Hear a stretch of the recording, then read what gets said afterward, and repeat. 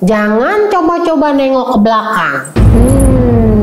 Segala macam-macam suara yang menyeramkan datang. Bu, ibu sih, kata saya ngapain kali nengok-nengok ke belakang. Kan kata si kakek juga jangan nengok ke belakang. Nih kita nih gimana ini? Orang mah kulhu Allah, wahad Allah, sama kul. Kayak gitu nggak bisa keluar. Kayak anak orok dibedong-bedongin banyak. Ini pesugihan tuyul. Kamu pikir kamu sendirian?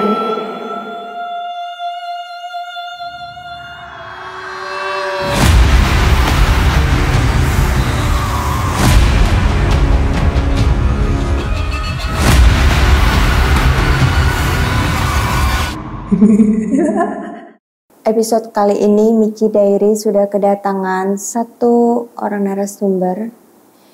Dia adalah seorang ibu yang mempunyai kisah nyata yang sangat mengerikan, yang sangat menakutkan.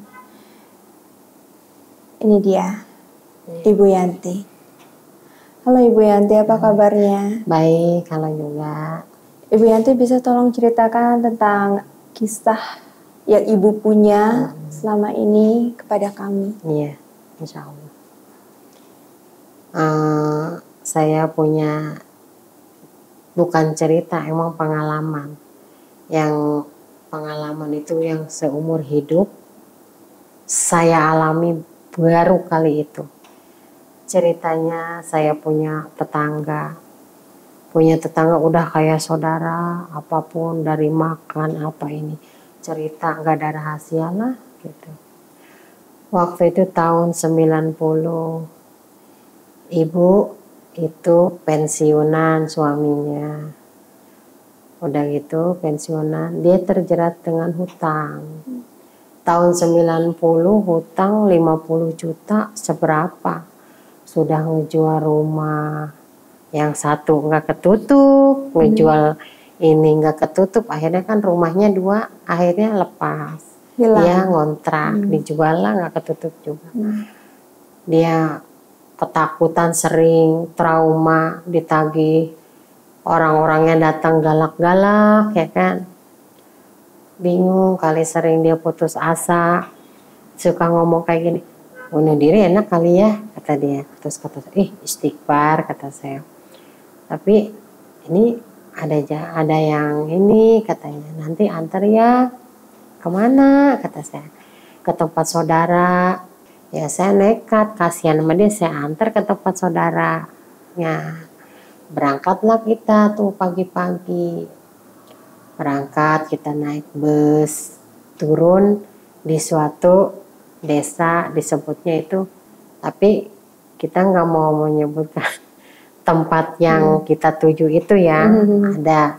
Sampailah kita di tempat tujuan, kok saya bingung, katanya ke tempat saudaranya, tapi ini jalan setapak, tidak bisa dilalui oleh mobil, hanya untuk orang saja. Terus turun di situ, Pak kok diturun? Iya di sini. Nanti Neng ketemu, lurus aja katanya jalan ke sana. Nanti juga ketemu dengan tujuannya. Dia bilang begitu. Lah kita nurut lah jalan kita. Kok jalan makin sepi, nggak ada orang, nggak dilalui orang. Makin gelap. Makin jauh itu makin nggak ada kehidupan, nggak ada rumah, nggak ada. Betul, matahari aja tidak tembus ke situ. Nah, saya nanya ke yang ini, Bu, katanya tempat saudara Ibu. Iya, ntar juga nyampe. Dia bilang begitu. Dia tidak terus terang sama saya. Pas gitu jalan, makin gelap. Tembus, nggak tembus matahari. Suara-suara aneh udah mulai. Suara-suara yang di makam, suara apa aja ada lah, pokoknya makin merinding, makin takut. Ini saya merinding nih cerita lagi. Saya dengar Ibu ngomong begitu, saya juga ikutan merinding. Terus udah jalan, udah capek Bu, capek amat. Ya iya, ntar juga nyampe. Nah, patokannya ada pohon beringin gede. Tuh, pohon beringin gede, nanti katanya turun ke bawah. Terus, Bu, ini pohon beringin udah gede, sedangkan nggak ada orang, cuman kita doang berdua. Gimana kita turun? Katanya turunnya pakai akar beringin ke bawah. Katanya pakai akar beringin gimana? Ya jadi kita turun pakai akar beringin tuh ke bawah. Beneran ada ya? Ada ke bawah. Sepinya, gelap, udah suara bermacam yang di makam itu ada pokoknya mah. Di hutan gimana sih? Dalam hutan udah burung yang aneh, udah suara ini. Turunlah kita ya. Bu, gimana turunnya? Pakai akar kita turun ke bawah. Mana licin, kita barang pertama datang aja kita udah disambut angin gede, gelebuk angin, terus hujan rincik-rincik, kan nambah serem, nambah takut. Itu kita berdua doang perempuan, nggak ada orang, ke situ turun. Aduh gimana turunnya, sampai turun itu megangin akar beringin, sampai licin, sampai jatuh gelinding-gelinding ke bawah kita. Berdua-duaan itu ya? Licin, jalan nelusuri itu. Terus aja katanya petunjuknya, jalanlah kita terus. Nanti ketemu ada satu gubuk katanya. Patokannya satu gubuk, kata saya, saudara ibu, itu rumahnya di sini. Saya bilang, Bu, kok rumahnya di sini sih, nggak ada orang? Iya, katanya, nggak mau terus terang. Datanglah kita, itu gubuknya kali, oh iya, gitu. Datanglah saya. Datang, ceritanya mana ngos-ngosan, keringetan dah, badan dingin, takut, gemeteran. Nyampe, ini kali tempatnya, iya mungkin, kata dia. Biasalah, Assalamualaikum. Gitu. Assalamualaikum. Jangan Assalamualaikum, Sampurasun katanya. Ya bodoh terserah, Sampurasun. Udah nggak ada jawaban juga. Assalamualaikum. Datanglah si kakek. Pakai baju hitam, pakai ikat kepala, alisnya putih, semuanya putih, jalannya bongkok. Waalaikumsalam, kata dia. Silakan duduk. Gitu. Mungkin kayaknya dia udah terbiasa menerima tamu, kayaknya nggak canggung. Kita ke situ nggak ditanya apa-apa. Silakan duduk, dia bilang. Nih, katanya sama istrinya nyebutnya Nini. Nih, katanya. Datanglah si nenek, sama. Kebayanya hitam, pakai sampingnya lereng, terus dia itu bongkok juga. Datanglah situ. Nih, ambilin air, katanya. Ada tamu. Duduklah kita tuh di amben kayak amben gitu ya, kayak balai yeah. gitu. Duduklah kita. Istirahat, mana gemeteran, dingin, udah rasa takut bercampur, berbaur. Jadi satu itu, duduk, agak enakan tuh duduknya di balik. Iya, diambilin lah air. Air itu dikasihnya kita bukan di gelas. Ya apa Bu? Kayak batok. Airnya itu ditaruh di batok, kayak batok. Batoknya udah hitam, udah licin. Kita disuguhin kayak gula aren dipotong-potong gitu. Itu saya lah, haus minum katanya. Nih, gitu kata saya. Terus saya mah gak berani lah minumnya, cuman ngambilin gulanya aja, saya isepin tuh gula di piring kaleng itu ya. Di piring kaleng udah diisepin sampai dada, sini saya nggak berani minum airnya mah. Terus sama ibu juga. Nah udah capek kita hilang, kita udah agak nggak haus karena makanin gula tadi. Ditanyalah sama si kakek, ada apa ini Cuk? Nyebutnya cucu. Ada apa Cuk tujuannya ke sini? Terus kata si ibu tadi, saya dapat alamat, katanya suruh ke sini. Saya tuh bingung, saya mau kemana? Saya katanya ada yang ngasih tahu, saya terjerat hutang gini-gini. Oh, terjerat hutang. Terus si kakek senyum aja. Iya yang kesininya mah banyak yang kejerat hutang, dia bilang gitu. Udahlah. Udah sekarang tujuannya maunya apa? Yaitu saya pengen lunas hutang. Oh. Ya tapi lunas hutang juga emang nggak bisa ngasih duit katanya. Ya iya apa syarat-syarat. Nah ada syarat-syaratnya. Itu pun kalau dengan hati yang nekat pasti bisa kata si kakek. Tapi persyaratannya itu tidak mudah. Untuk mendapatkan uang harus ada yang dikorbankan, dia bilang. Tuh. Merinding lah saat ibu ngomong dikorbankan itu. Dibawalah kita masuk ke dalam, ke tempat dia ke dalam. Nah, kita nemu lagi keanehan. Aneh bin ajaib itu mah. Kayak meja, kayak balai juga tuh. Kayak anak orok dibedong-bedongin banyak. Gitu kayak anak kecil, kayak anak bayi itu ngejajar gitu. Silahkan, ini apa maksudnya kata dia. Ini pesugihan tuyul katanya. Ini tuyul, ini yang maharnya mahal, ini yang maharnya kecil. Tuh. Kalau yang maharnya mahal, cari uangnya, dia bilang dia. Tapi kalau yang maharnya kecil, nyari uangnya males-malesan, kata si kakek. Nah, Neng udah terlanjur ke sini cucu ya, nih kasih saya tahu tujuan maksudnya apa ini pesugihan tuyul. Harus pakai mahar. Maharnya itu harus pakai kambing yang semuanya hitam. Kambingnya tuh harus mulus, tidak ada setitik putih pun. Dari kuping, mata, kuku hitam, kata si kakek tadi. Nah, kata saya mau dengerin bengong aja ya dengan hati dok dik duk. Udah nggak serang sabil lah pokoknya mah di situ saya.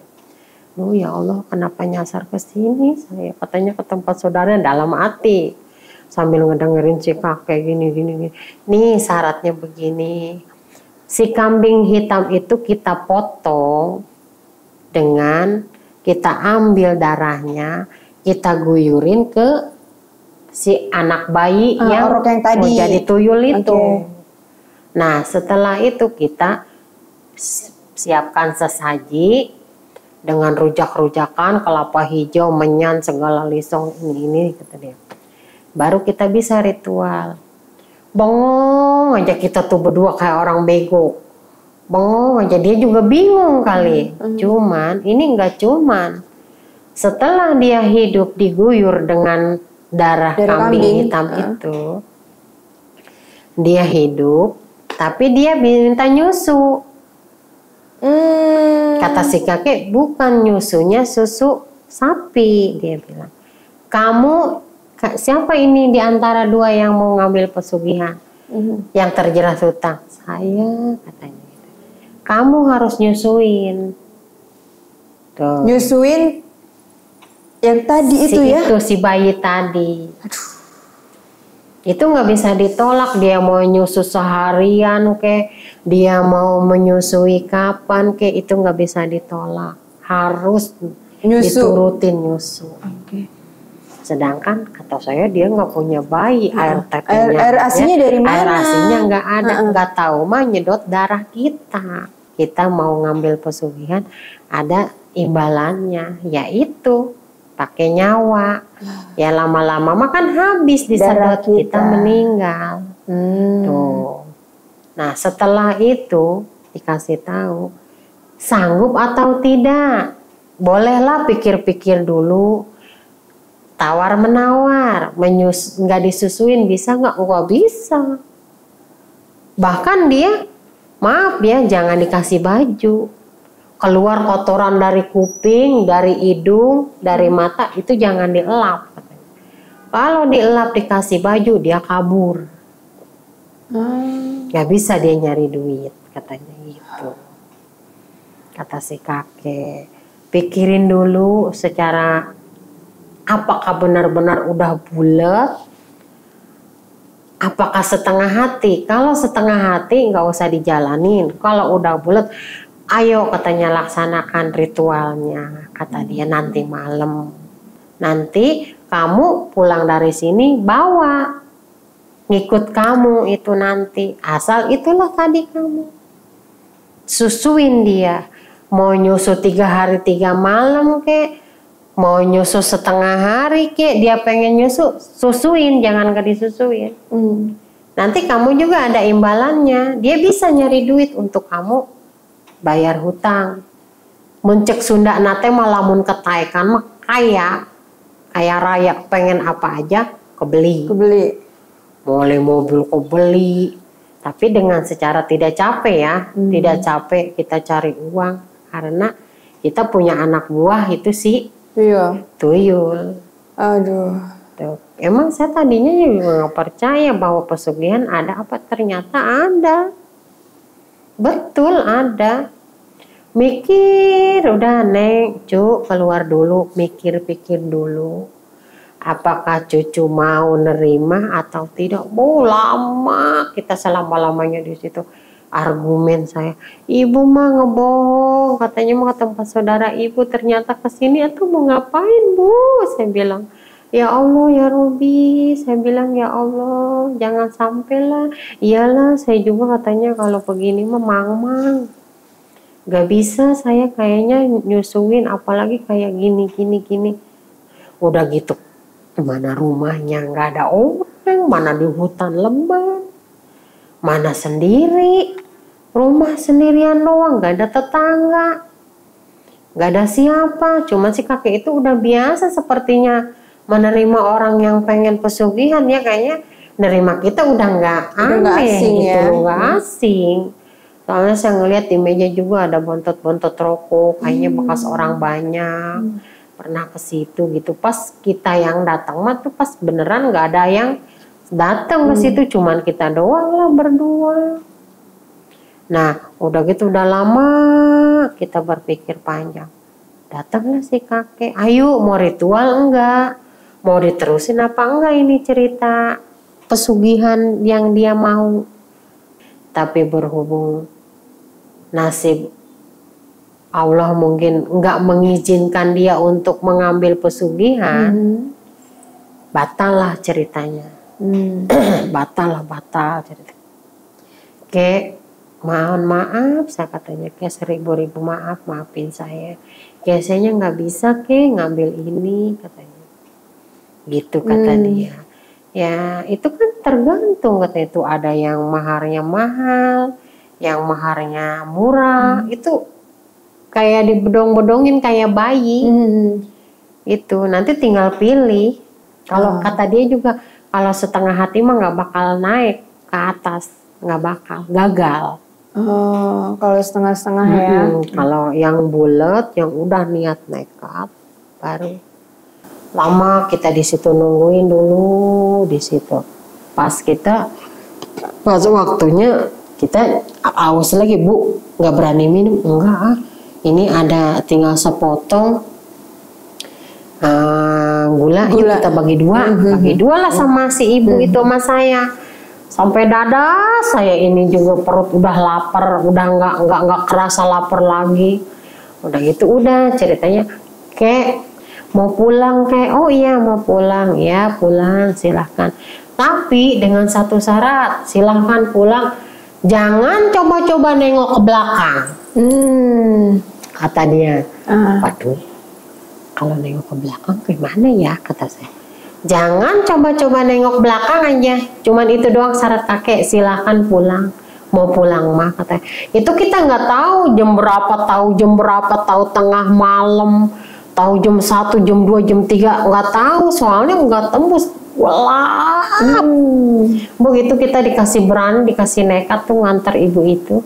Iya. Suara macam-macam.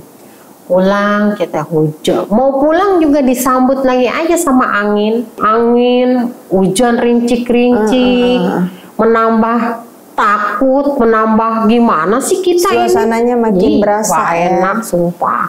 Ini kaki udah kayak kemeng. Kemeng itu ya? Gimana ya, gak berasa apa-apa. Perasaan napak juga kayak gak napak kita. Jalan. Si ibu melanggar si kakek. penasaran nengok ke belakang. Itu jalan hilang. Oh ya? Aduh. Jadi pas kita nengok ke belakang, jalan di depan langsung hilang? Hilang. Gitu di hutan belantara. Nggak ada jejak? Nggak ada. Oh, suara segala macam-macam suara yang menyeramkan datang. Itu suara langkah kaki. Blub, blub, blub. Aduh, kayak kita mau gempa gimana sih? Perasaan kita juga ikut goyang itu. Perasaan ya. Blub, blub. Astagfirullahaladzim, apaan ini? Bu, ibu sih, kata saya ngapain kali nengok-nengok ke belakang. Kan kata si kakek juga jangan nengok ke belakang. Ini kita nih gimana ini? So-soan nih perempuan di sini tengah malam mau mati, nggak ada yang tahu ini kita. Masuk ngomong Sunda saya mau ada mau ndek paeh ge mau layanu nyawi di dia orang duaan. Sengsara, di tersesat di hutan kata saya gitu. Udahlah istighfar aja. Bu, kita dikasih lihat itu kayak raja tuyul, cuman pakai kancut doang. Badannya botak, itu mah rajanya tuyul kali. Tinggi, besar gitu ya. Biasanya kan kalau tuyul kecil-kecil ya. Oh, mata merah melotot ngeliatin kita, bodoh Bu, mau mati nih kita Bu. Bu, paeh yuk orang Bu duaan dimakan ku makhluk eta Bu, mati nih kita. Pergi dia.